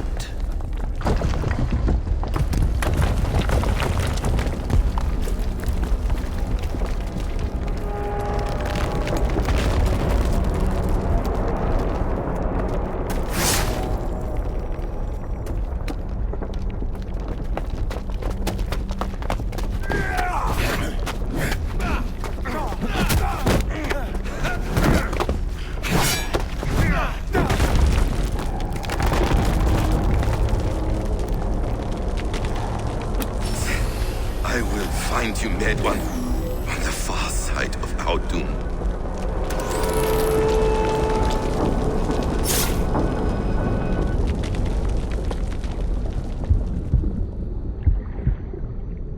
Odin would be reborn as Eivor, Tyr as Sigurd, and Loki as Basim, who was presumably born earlier and in a different continent to the others due to the spontaneous nature of his upload to the Yggdrasil, this large computer capable of reincarnation and calculations. Basim, possibly due to his relative age, has been in touch with Loki for some time now, embracing his personality with about as much fervency as Standish and Roberts embraced Aita. Eivor and Sigurd are only now experiencing the influence of the memories and personalities fated to take hold of their bodies. While Eivor fights with the single-minded devil on her shoulder, Sigurd, with Basim in his ear, embraces his visions and begins to view himself as a deity. Allying with the leaders of Oxenfordshire put Eivor, Basim and Sigurd in contact with Fulke, a senior member of the Order of the Ancients who took a great interest in Sigurd once Eivor confided in Fulke about his apparent delusions. Like the instruments of the First Will, the Ancients believe in Isu supremacy, and that the ways of the first civilization are humanity's best bet at peace and stability. The Ancients knew of sages, and with Sigurd exhibiting every sign of one, he became an obsession of Fulke's. When King Alfred of Wessex visited Oxenfordshire seeking truce, he proposed a trading of prisoners. When Fulke, who was truly loyal to Alfred, entered, she proposed that Sigurd be taken on the grounds of heresy, seeing as he was a false Jarl and, much worse, claimed to be a god, a blasphemous act. When Fulke had Sigurd all to herself, she sought to bring Tyr's mind to the forefront, to discard whatever was left of Sigurd and to gain the divine insights of an Isu. One method of maturing Tyr's consciousness was to replicate the important events of his life. It was said that Tyr had lost his arm, so Fulke amputated Sigurd's arm. This was just one of Fulke's barbarous attempts of awakening Tyr in Sigurd's year of imprisonment, and it's here that things grew tenser between Alfred and Fulke.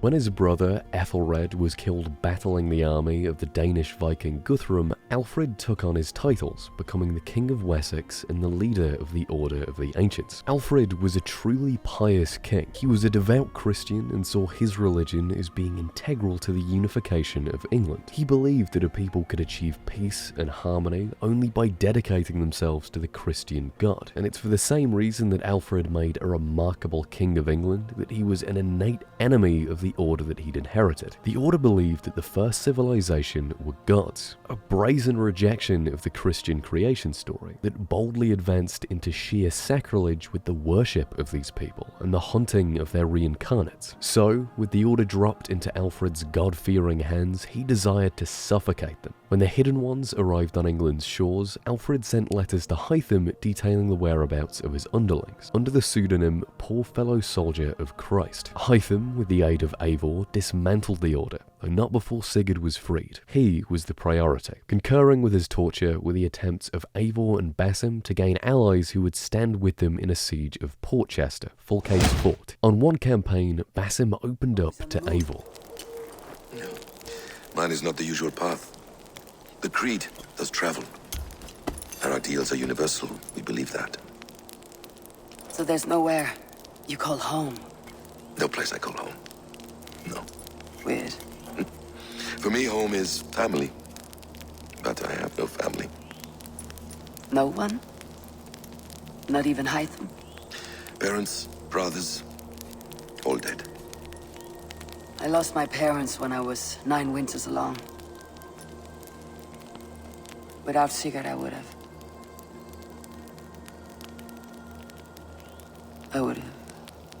There is always one unbreakable bond.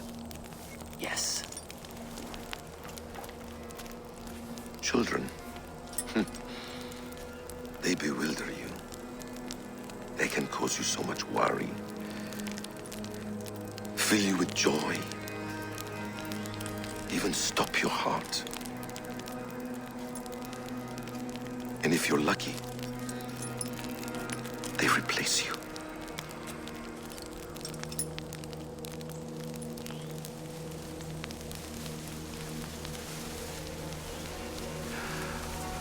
I was not so lucky. I had a son. I miss him terribly. Even now. I am sorry, Basim. He was taken from me. By someone I trusted. A friend, a mentor. A man who I would trust with anything.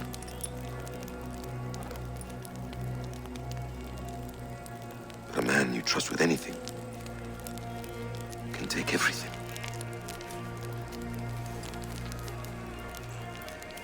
He took all I had.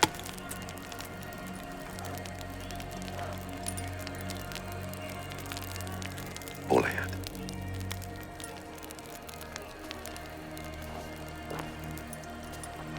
When Fulke was killed and Sigurd was saved, Eivor found that her brother had been irreversibly changed. No longer a magnetic leader and friend, but a self-serious agent of his own destiny. He was polarized from his wife Randvi and Eivor, who he now saw as a potential hijacker of his destiny. One conversation that jarred Eivor had Sigurd explaining that Fulke had helped him to see who he truly was. Sigurd believed that if he returned to the Yggdrasil, located in Norway, he could enter Valhalla, a mythologized noble hall reserved for glorious warriors. With Eivor, Sigurd located and opened the vault. When the two sages entered and activated the Yggdrasil, they were attached to its branches and entered into what appeared to be Valhalla. Each day, reality reset and glorious battle commenced once more. Though, as the true nature of this simulation made itself apparent, the glory hollowed, and Eivor soon wanted out. Leaving Valhalla, false as it was, went directly against Odin's grand designs, resulting in something of an ultimatum. Leave me now. You are nothing. With me, you have wisdom, glory, power. What more do you need?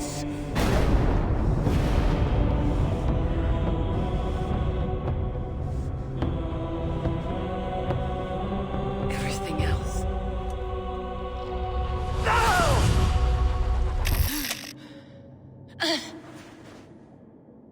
Sigurd, are you with me? Sigurd! Ah, the Hanged One awakes. Feet upon the ground once more. Eivor, be careful! Basim, what is this? Come closer, Eivor. Let me get a better look at you. Leave him be, Basim. For too long I stared at the sun. It blinded me to the truth. That it was you. It was you I wanted all along. Did you drag us here? like a cowardly fox concealed in the brush. You widowed my destiny, wolf-kissed. You broke all my hopes. He's mad, Eivor. Silence him! Come, Eivor. Come save your crippled prince of dead raisins.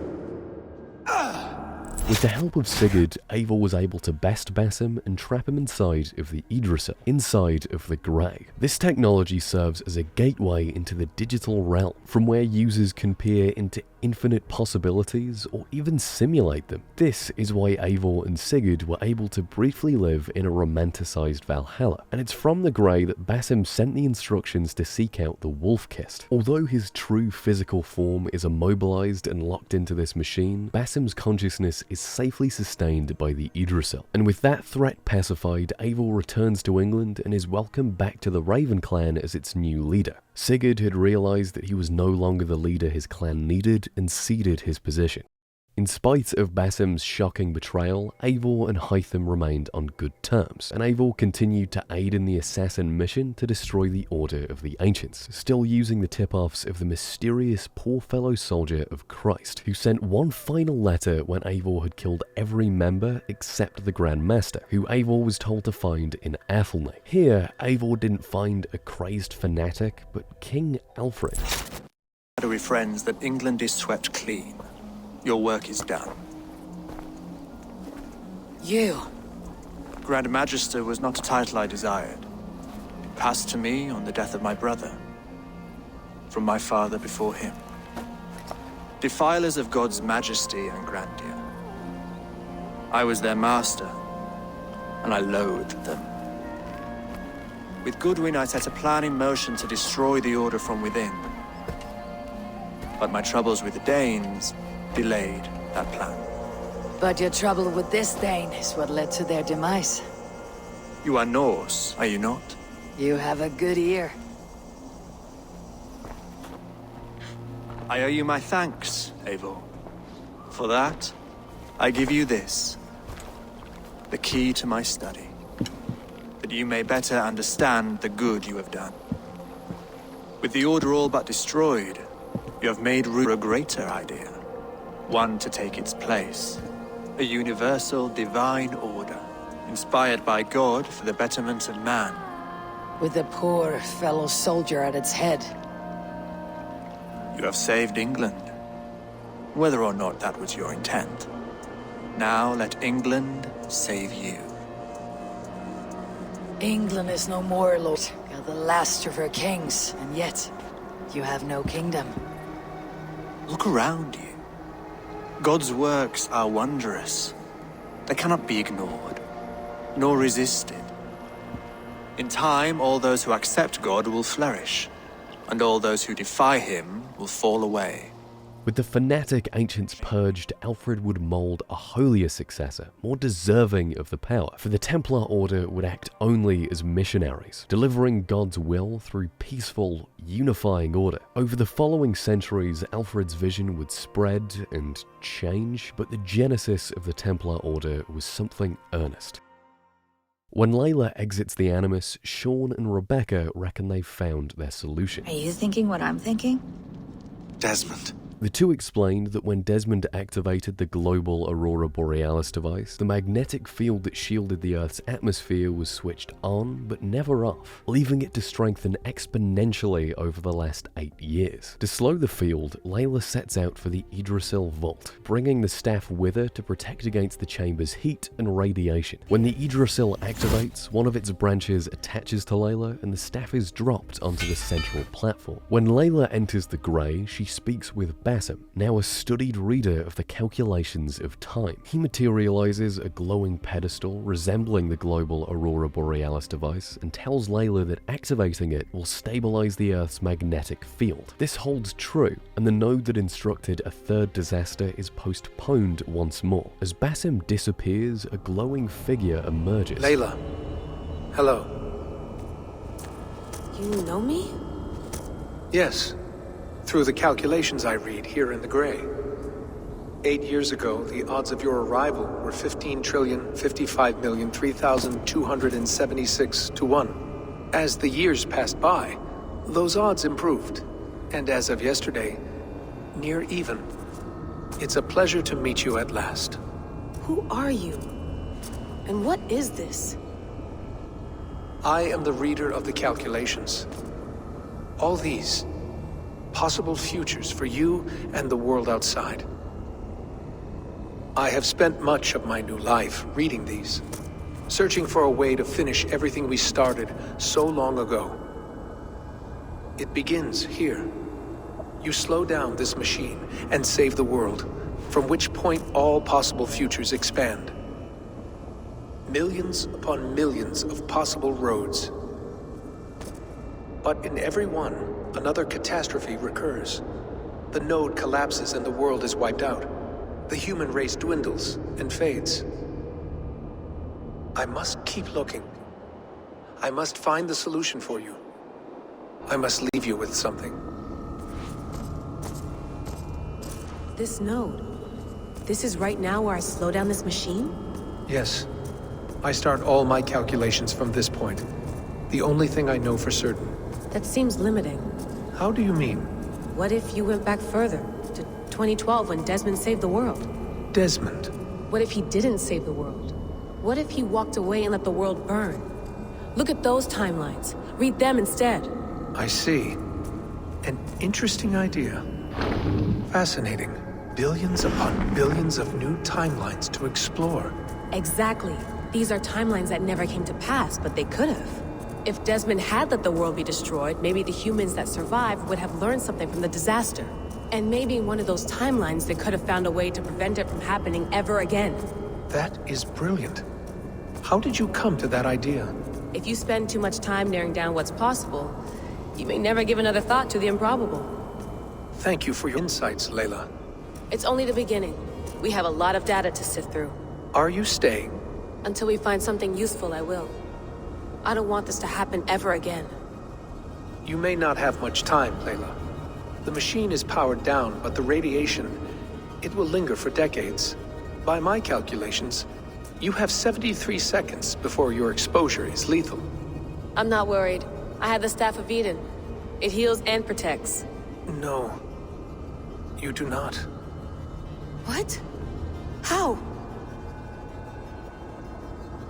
Of course. Of course? Fuck! All right. We'll find a solution together. However long it takes. And if that means I can never leave, so be it. I owe this to the people I hurt. The people I love. Yes. I know the feeling. Let's get going, huh? A few billion timelines might take a while. It will. But it will not feel like it. That is what I like about this place. And so, 8 years on, Desmond, descendant of Adam, has found Eve. Eden. In Eden. Find Eve. The key. Her DNA. Only she remains to be found. Awaken the Sixth. Together, they endeavour not to explore the future, but alternative pasts where the second catastrophe occurred, hypothesizing that humans may have learned something from it, something that would aid them in offsetting a third flare. Until then, the node looms, and the Earth's safety remains in question. With Layla's activation of the pedestal, Bassam's scheme was realized. He was ejected from the Yggdrasil and dropped onto the staff of Hermes, restoring his physical body to full health and reuniting him with Alethea. When he speaks to his love, Bassam announces that a new world awaits. When he returns with the assassins to America, Bassam requests that he speak with their mentor, a request that is tentatively met when William converses with Bassam by entering his Animus simulation. Bassam reassures William that for all of his meddling, he does love their creed and wishes to teach the assassins the ways of his Brotherhood. So, at William's request, Bassam sequences his genetic memories with the Animus. What his memories involve and what William seeks to gain remains to be seen. Could his sage memories herald a new age of Isu knowledge? And could his time with the Iraqi assassins change the Brotherhood forever? For all Juno could have done, does Bassam plan for worse? Well, that, of course, is the territory of AC Mirage, which I will have made some kind of lore breakdown or ending explained thingy on, so if you're watching this after release, I'll link that in the description. But still, this has been a very long one, so thank you for watching this updated timeline. If you enjoyed it, maybe leave a like, and if you didn't, maybe let me know why. Thanks again for watching, and I'll see you guys next time.